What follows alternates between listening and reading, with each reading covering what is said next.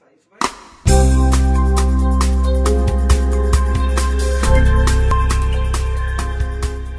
Voltamos a apresentar Programa Consciência Livre, com Magda Carvalho.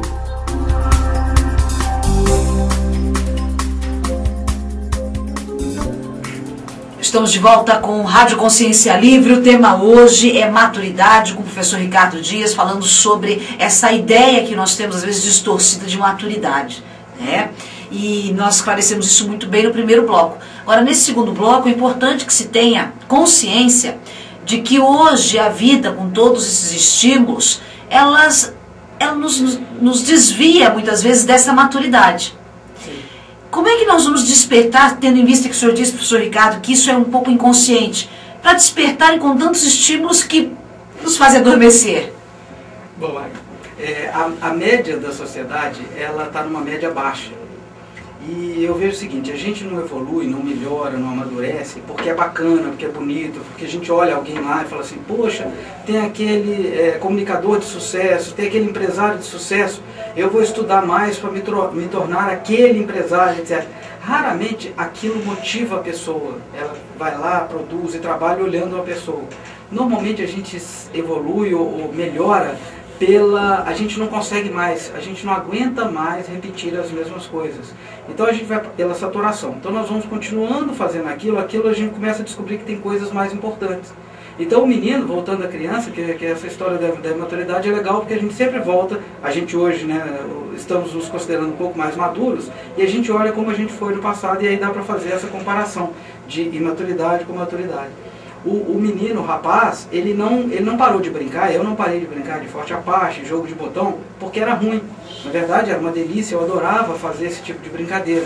Só que eu comecei a ver que tinha outras coisas, né? Tinha namorar, tinha algum tipo de trabalho, às vezes a gente faz um trabalho temporário, ganha um dinheirinho, você consegue comprar seu próprio sorvete. Então, a hora que você consegue ver que tem coisas que é diferentes daquela brincadeira, você começa a mudar as suas brincadeiras.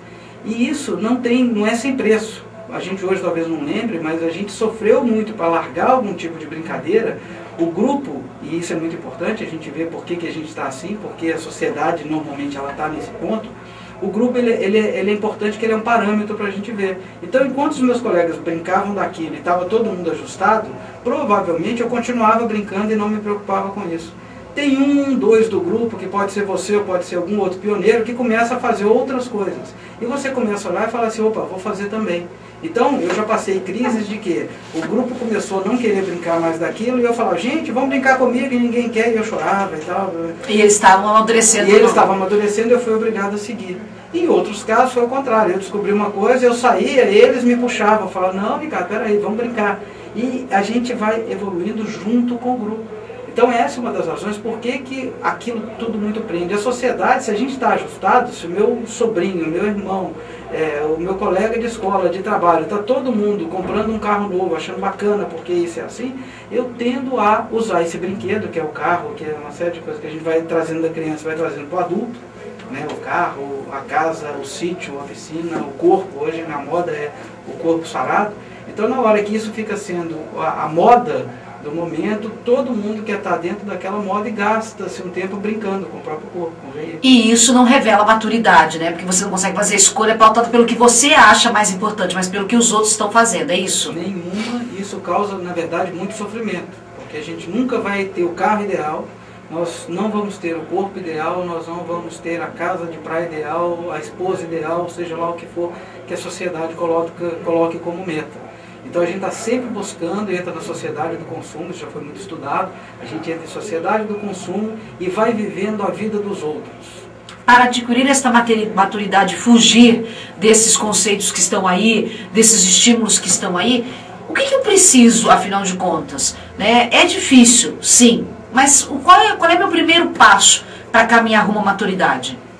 Determinar o seu ponteiro consciencial, é aquilo que faz a sua bússola interna, é aquilo que você realmente quer, independente da sociedade. Então você senta, aí tem técnicas, né? Técnica das 5 horas, né? Se alguém consegue ficar 5 horas fechado no quarto, sentado sozinho, com uma folha de papel, e você determina o que eu quero, quais são as minhas metas, o que eu tenho feito, né? Quanto mais vivência multidimensional de outras existências, melhor. Você vai falar, estou repetindo.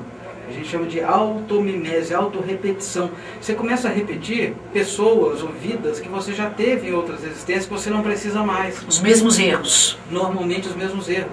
E às vezes acertos que você não precisa mais fazer.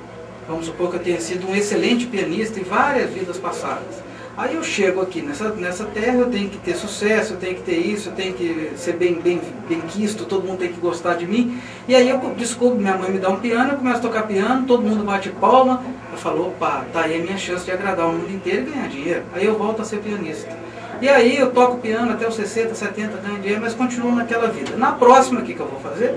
Cheguei de novo, ter um piano, mais um órgão, todo cheio de coisa. E isso pouco te acrescentou? Não acrescenta nada, a gente vai vivendo, é como se fosse eu fazer a quarta série do primário 8 vezes. Talvez eu acrescente um pouquinho, tem uns alunos diferentes que eu encontrei ali, mas está na hora de abrir mão dessa tranquilidade, da gente ficar no subnível e começar a evoluir. Então, esse programa de rádio, ele não é para as pessoas que estão tranquilas, né? Aliás, quem está tranquilo, está achando que está tudo muito bem na vida, né? Não tem essa necessidade, mas aqueles que estão prestando atenção, é para vocês mesmo que a gente está falando. Fala, espera aí, eu estou seguindo a correnteza, me levando para aquilo que eu não quero ou não? Eu já tenho responsabilidade, eu posso fazer coisas mais interessantes nessa vida. O que eu posso fazer de interessante nessa vida pautado na maturidade? Bom, a gente diz que a coisa mais interessante que você possa fazer é a questão da assistência. A maturidade, ela é muito determinada pelo nível de assistencialidade da pessoa. O que a gente chama de assistência? Ela é pautada no que aconteça o melhor para todos. Então a pessoa mais madura, e vocês podem ver, né, no início você fala assim, por que um menino de 15 anos numa casa, às vezes ele é mais maduro do que o resto? Essa pessoa, quando começa a trabalhar, ajudar os outros, equilibrar o ambiente da casa, a gente chama de mais maduro. Esse menino mais maduro, e vocês podem pensar agora nesse momento na casa de vocês, na faculdade, no trabalho, quem são as pessoas mais maduras? São aquelas pessoas que reivindicam mais para elas, que querem a melhor mesa, a melhor cama, a melhor comida, o melhor horário, que estão sempre reclamando? Ou são aquelas que estão abrindo mão e procurando ajudar os outros? Aquelas que nunca estão satisfeitas com o que têm, aquelas pessoas que estão sempre em busca de mais, mais e mais, como prega a própria sociedade, né? Ter mais, não ser mais. Aí está um belo exemplo de imaturidade. Exatamente. Quando é que nós podemos mudar isso sem precisar passar por situações extremas, como uma doença, como uma experiência quase morte, como é sempre citado aqui no programa? Qual é, sim, uma boa ferramenta, além de tudo aquilo que a gente acabou de falar agora? Talvez abrir mão desse egoísmo, olhar melhor o que está à nossa volta. A gente tem uma visão tão distorcida, professor Ricardo. Eu vejo dois movimentos.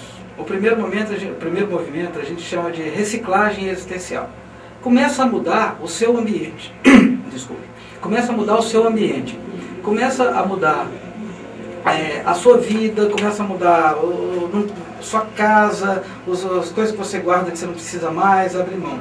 E o segundo movimento é você começar a mudar internamente. Ele é um pouco mais difícil, bastante lento, em várias vidas a gente trabalha. Vamos tentar ajudar os nossos ouvintes nesse planejamento. Nós estamos começando 2010, acho que nós podemos possibilitar a eles, dar a eles essa oportunidade, né, de eles começarem a planejar isso, incluir isso nesse momento agora. Voltamos em instantes. Você quer mais informações, quer conhecer mais, né, quer entender mais sobre aquilo que é dito aqui no Rádio Consciência Livre, palestras gratuitas da Expo Conscienciologia, todas as semanas, ali no Catarata JL Shopping, tá? Voltamos em instantes.